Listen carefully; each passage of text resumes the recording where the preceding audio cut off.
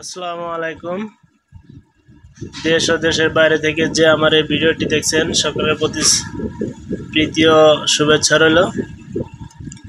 তো শুরু করছি আজকের নতুন আরেকটি ভিডিও। তো আপনারা জানেন আমি আগাম সিম চাষ করতেছি। আমার আগের ভিডিওতে দেওয়া আছে আপনারা কিভাবে মাদা তৈরি করবেন। তো আজকে আপনাদের সাথে কথা বলবো আপনারা কিভাবে চারা রোপণ করবেন এবং আমি আপনাদেরকে দেখিয়ে দেব একটি মাদায় কয়টি করে চারা লাগাবেন। তো আমি কিন্তু চারাগুলো আমার জমিতে নিয়ে যাচ্ছি, দেখতে পারলেন এটা আমার ছেলে চারা নিয়ে আসলো, আমি নিয়ে আসছি। আমি কিন্তু আগাম সিম চাষ করতেছি। এটি কি জাতের সিম?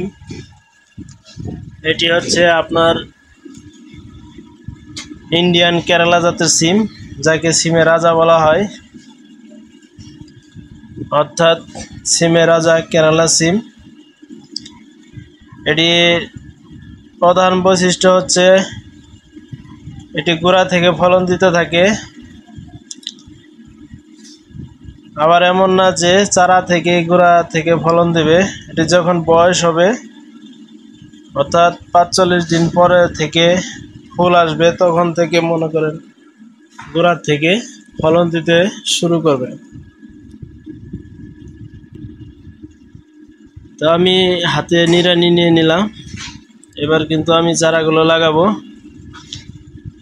চারা লাগানোর জন্য আমি মাটি আগলা করে নিচ্ছি। দেখতে পাচ্ছেন আমি নিড়ানির সাহায্যে চারা রোপণের জন্য মাটি আগলা করে নিতেছি। তো আমি এক হাত দিয়ে কিন্তু ভিডিও করতেছি, আর এক হাত দিয়ে আমি কাজ করতেছি।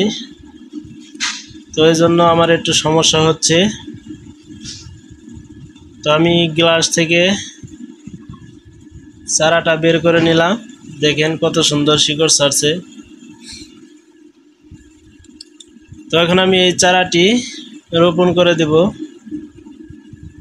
তো আপনারা কতটুক নিচে রোপণ করবেন সম্পূর্ণ দেখেন। আপনারা যতটুকু মাথা উঁচু করবেন প্রায় সেম রাখবেন, একবারে নিচে দিবেন না।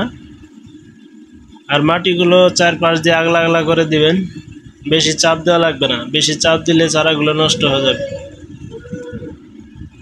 তো আমি কিন্তু আমার সিমের চারাগুলো এভাবে রোপণ করে দেব। আপনারা চাইলে এভাবেই সিমের চারা রোপণ করে দিবেন।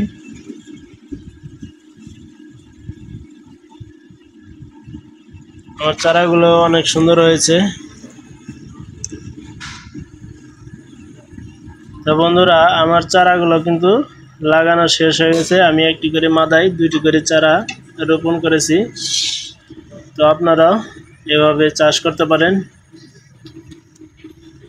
তো ভিডিওটি ভালো লাগলে অবশ্যই একটা লাইক দিবেন এবং চ্যানেলটি সাবস্ক্রাইব করে রাখবেন।